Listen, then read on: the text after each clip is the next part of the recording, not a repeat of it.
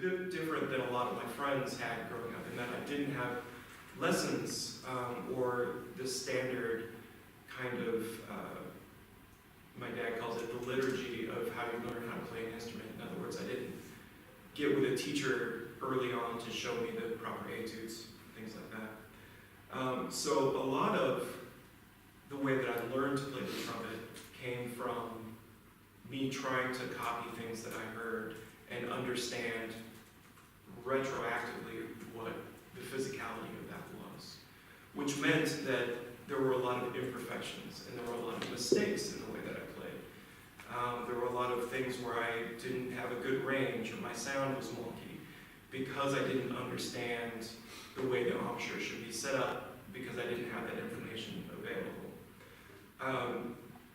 Very possibly could have meant that I just stopped playing, but for whatever reason I didn't. I guess I didn't have a lot going for me at the time, so I just kept on with that thing. But those sorts of things start to build the basis of your playing in this model.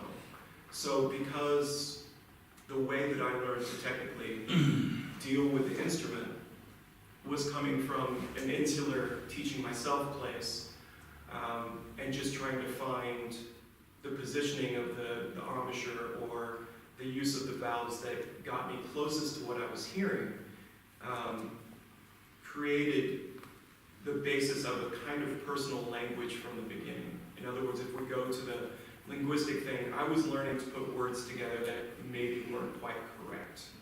So maybe I was adding S's to things that weren't plural because I didn't really get that that was not a thing we're supposed to do.